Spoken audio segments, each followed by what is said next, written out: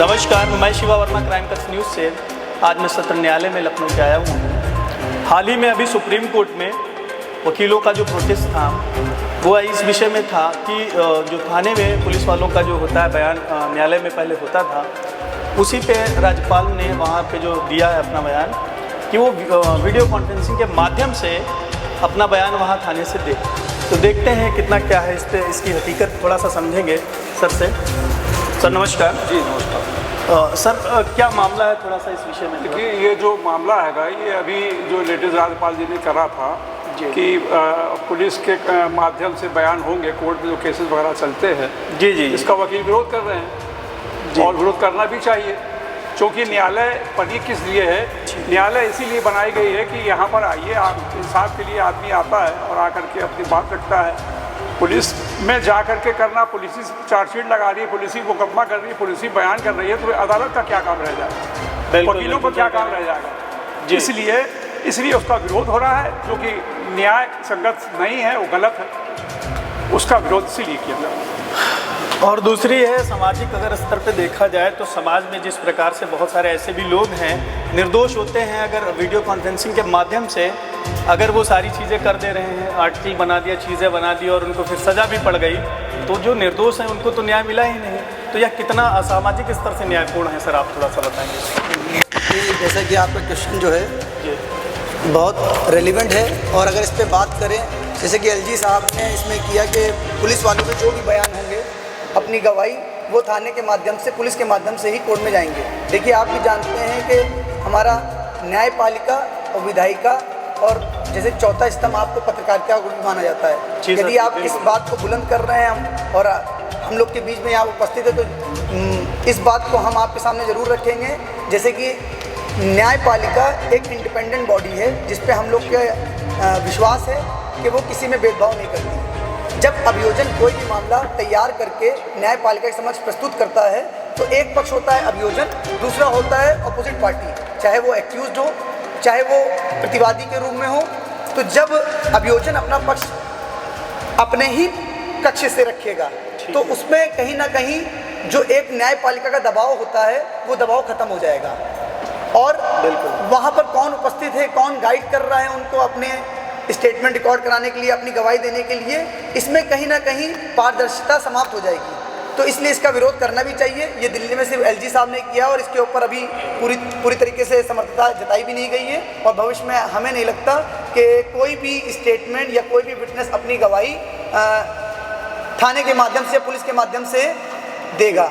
यदि किसी को देना है, हमारा प्रोविज़न है उसमें 356 में, अगर एब्सकॉन्ड अपराधी है तो उसके अनुपस्थिति में ट्रायल चल सकता है, ठीक है।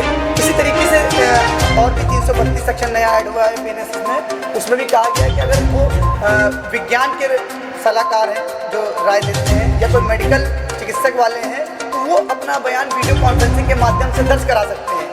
लेकिन यदि अभियोजन पक्ष में जो तथ्य के गवाह ना होकर वो इन्वेस्टिगेशन के गवाह होते हैं, और यदि वही पूरा खाका तैयार करके अंतिम रिपोर्ट यहाँ प्रेषित करते हैं, यदि वो भी थाने से बयान देंगे तो कहीं ना कहीं न्यायपालिका की जो इंडिपेंडेंट बॉडी है उसके ऊपर कहीं ना कहीं प्रश्न चिन्ह उठेगा, और उसको बचाने के लिए ही हम वकील यहाँ पर बैठे हुए हैं।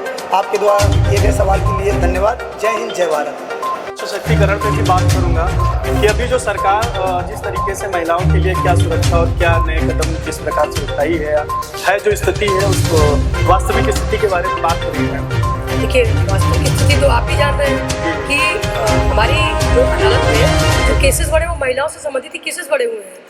वर्तमान सरकार को चाहिए कि, क्योंकि वर्तमान सरकार को लाया इसीलिए गया है, हम अधिवक्ता आपको आदि देख रहे हैं ना कि किसके केसेस ज़्यादा बढ़े हैं। तो महिलाओं के प्रति जितने अपराध हैं वो हमें लगता है कि वर्तमान सरकार उसने कोई भी रोकथाम नहीं किया, कोई भी चिंता पुलिस प्रशासन के बल पे ना अपने शासन के प्रशासन के बल पे।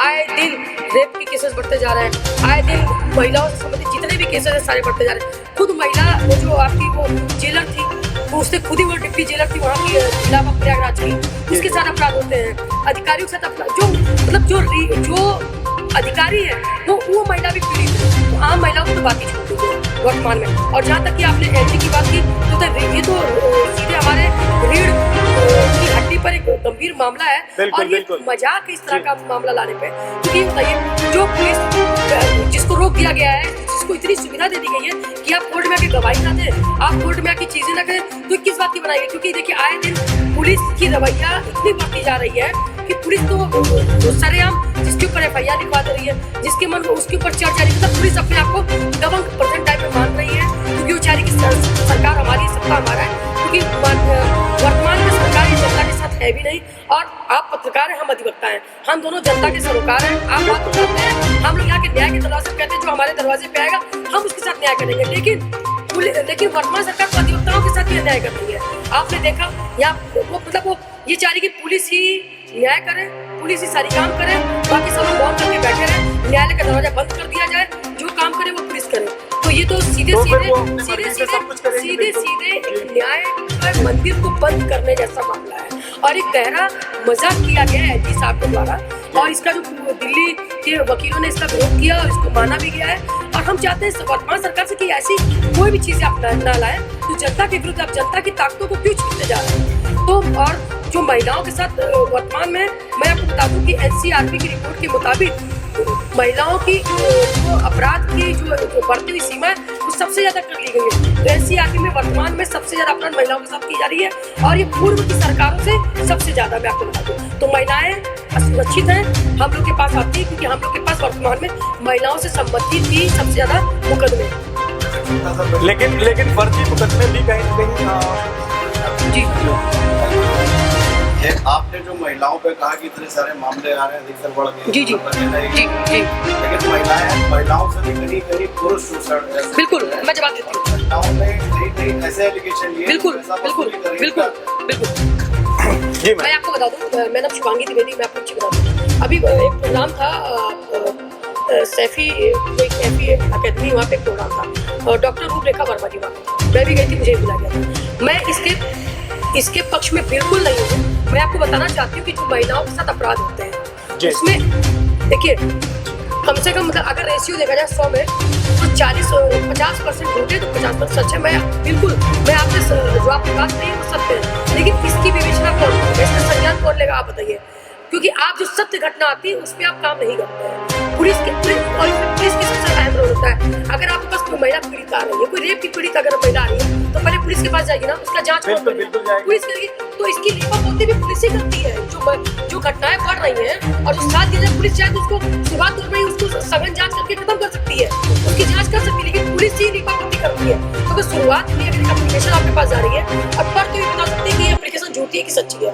तो मैं बिल्कुल आपके बात से सहमत हूँ कि महिला से अपराध तो बढ़ रहे हैं, लेकिन आप वो चीजें तो दिख रही है ना जो सरेआम महिला बोल रही है। महिला जो एक होता है कि फैक्ट बोलता है, वो साक्ष्य दिखते हैं। अगर आपको साक्ष्य दिख रहा है, वो घटना है तो सत्य है। अगर सरेआम आपने देखा होगा कि कन्या स्टेडियम के पास घटनाएं हुई, महिला को भरे टेम्पो से खींच के उसके साथ अपराध किया गया, तो इन अपराधों को कैसे आप ढक सकते हैं आप बताइए? और जो आप घटनाएं बोले वो मैटर डिस्प्यूट में आते हैं या अन्य मैटर में, कुछ मैटर आते हैं जो असत्य होते हैं, जिसको मैं पीछे नहीं हट रही। लेकिन जो वर्तमान में आपको क्यों डिप्टी चीफ ने अगर बोला कि उसके साथ बदतमीजी की गई है, तो क्या वो घटना झूठी हो गई है? आप ये बताइए। हम ये कह रहे जो घटनाएं सरेआम या उन्नाव में जो महिला के साथ रेप की घटना, क्या वो गलत है? वो खुद साक्ष्य बोल रहे हैं, तो घटनाएं बढ़ रही है भाई। आपको ये अब 80% अगर घटनाएं बढ़ी तो 20% झूठी भी है।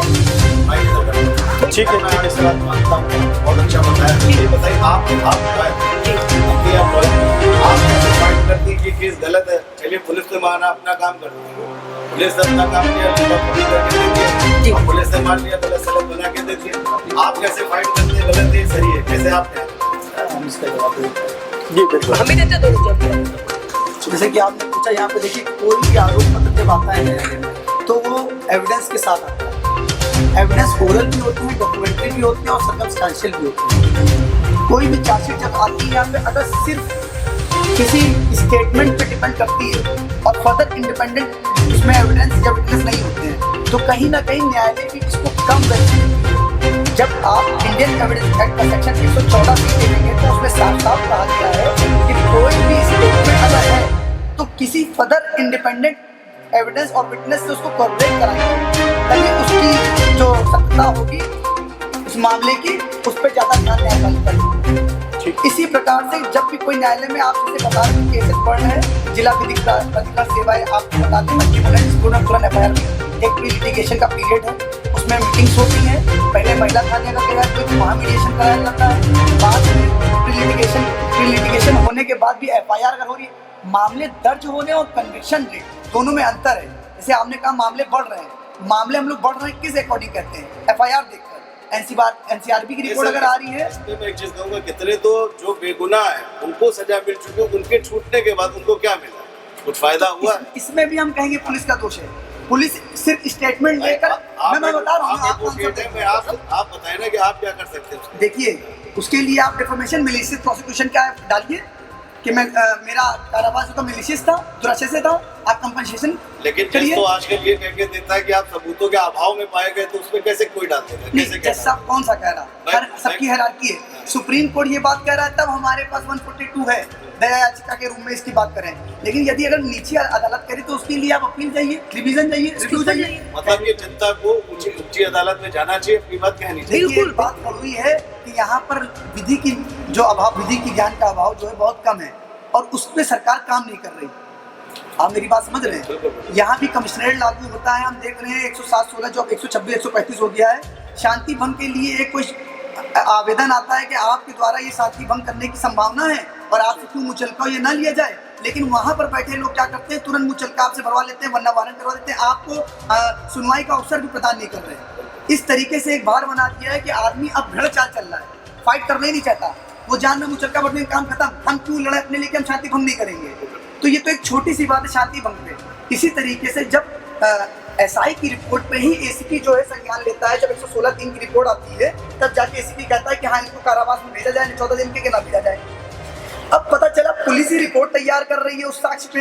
पहले कार्यपालक मजिस्ट्रेट करते थे तो पुलिस लिखी हुई साक्ष्य पर 116(3) की रिपोर्ट पर SDM उस पर कंसीडर करता था। जो आजकल लोगों पे SC ST के मुकदमे जबरदस्ती थोप दिए जा रहे हैं, इसमें कुछ कहेंगे आप? देखिए जबरदस्ती की आप अच्छी बात तो ये होगी कि SC ST का मुकदमा सीधे थाने से नहीं हो रहा, इसमें SP और DSP साहब के बाद एक IO अपॉइंट होता है और अपनी बात रखने के लिए पहले ऑडियो आइटम पार्टी का रूल अप्लाई करता है। नहीं, पहले तो ये था कि इसमें सिर्फ CO ही विवेचना हो जाती है। पहले नहीं, अभी भी यही है, हम आपको बताएं, अभी भी इसी तरीके से FIR होगी, डायरेक्ट FIR SC ST में नहीं हो रही है। ठीक है, यदि आपको अगर कोई जानकारी दे रहा है तो गलत दे रहा है। आप देखेंगे थाने पे सीधे SC ST नहीं लिखा जा रहा, आप एप्लीकेशन देंगे SP के माध्यम से, उसकी थोड़ी प्रिलिमिनरी इंक्वायरी कराएंगे वो, और उसके बयान भी नोट कराएंगे जो अपोजिट पार्टी जिसके विरुद्ध वो एप्लीकेशन आएंगे। फिर जाकर अगर मामले में सत्ता पाई जाती है तब जाके FIR लॉन्च हो रही है। और जितने मामले आप करें, चाहे मैट्रिमोनियल डिस्प्यूट हो, अगर किसी का कन्विक्शन होता है, चाहे वो इकोनॉमिकल हो, फाइनेंशियल हो, चाहे वो क्रिमिनल हो, जैसा भी हो, यदि कोई कन्विक्ट हो रहा है साक्ष्य के अभाव में, बाद में चलता है कि प्रोसिक्यूशन मैलिशियस था, तो आपके पास डिफेमेशन का केस है, आप मैलिशियस प्रोसिक्यूशन, आप कंपनसेशन ले सकते हैं। लेकिन इसके लिए सरकार काम ही नहीं कर रही। अभी मैंने सुना था 40 साल काटने के बाद आदमी को पता चला वो बेगुनाह है। ठीक है, तो उसके लिए क्या किया? उसके लिए सुप्रीम कोर्ट ने ऑर्डर किया, उनको कंपनसेशन दिलाया। आप मोदी की वाली बात नहीं कर रहे, 2047 में आदमी 40 साल काट गया है, 20 साल और जिंदा रहेगा, मर जाएगा, वो लेगा किससे? नहीं, किसी पर्टिकुलर पर्सन की बात नहीं कर रहा। तो मोदी जी 2047 की बात नहीं कर रहा, जैसे उन्होंने कहा कि 2047 में विकास होगा। मैं एक एग्जाम्पल दे रहा हूँ, बिल्कुल वो तो बात नहीं। आप दरअसल ये मामला जो पूरा है वो किसी पॉलिटिकल पार्टी का है नहीं, ये आम जनता का मामला है। अब मोदी जी हमारे PM है तो उनसे कहना कोई मतलब नहीं बनता। जब कोई LG मतलब एक यूनियन टेरिटरी दिल्ली का मामला है तो वहाँ की गवर्नमेंट को वही सब डिसाइड करेगी, वहाँ की न्यायपालिका विधायिका डिसाइड करेगी। जब बात संसद की आती है तो संसद वाले मामले में होता ये है कि हम संसद से बात करेंगे। अब स्टेट अगर कोई लॉ पास कर रहा है तो हम स्टेट लेजिस्लेटिव असेंबली के ऊपर प्रश्न चिन्ह उठाएंगे। बात समझ रहे हैं? हम यहाँ की सरकार से, यहाँ के विधायक से, यहाँ के MLC से बात करेंगे, ना कि हम क्या कहते हैं किसी सांसद से बात करेंगे इसके लिए, क्योंकि पार्लियामेंट में जो लॉ बन रहा है वो अलग है। क्योंकि आप भी जानते हैं कॉन्फ्रेंस लिस्ट स्टेट है और यूनियन लिस्ट है, जिसमें लॉ बनाने की पावर है। स्टेट लिस्ट में अगर कोई लॉ बन रहा है तो स्टेट को चैलेंज करेंगे, अगर सेंट्रल का तो सेंट्रल में है। जो सही में विक्टिम है, विक्टिम की कोई सुन नहीं रहा। मैं आपको बता दूं, पुलिस के जो रियल में विक्टिम आता है, विक्टिम जिस विक्टिम की FIR करनी होती है, जिस विक्टिम की FIR लेनी होती है, उसको आप FIR नहीं करते हो और अननेसेसरी ऐसे की FIR करते हो जिनका कोई वही नहीं मतलब नहीं होता है। तो आपने जो पुलिस के क्वेश्चन मार्क, अगर पुलिस सही ढंग से काम करना शुरू कर दे शायद ये अपराध भी ना बढ़े, ये चीजें भी ना बढ़े, लेकिन पुलिस अपने दायित्व से पीछे हट रही है। और इसीलिए हमारे पास 173 के पूर्व में 156 के मुकदमे आते हैं और हम यहाँ लड़ते हैं। मैं आपको बता रहा हूँ, मतलब 156(3) से जो पीड़ित आता है उसको आपको न्याय दिलाने का प्रयास बिल्कुल बिल्कुल बिल्कुल बिल्कुल बहुत अच्छा लगा आज, बहुत अच्छा। मैं इस चैम्बर में आया हूँ, साहब ने बहुत अच्छी बात कही, उन्होंने जनता के हित की बात कही है। जनता को इस भाषण को या इनके शब्दों को सुनना भी चाहिए, और अगर कोई परेशानी होती है तो मुझे लगता है कि इस चैम्बर पे आना चाहिए उनको, और इस चैम्बर पे आके सलाह देनी चाहिए, अपनी बात को रखना चाहिए, पूरा सहयोग उसको मिलेगा। धन्यवाद।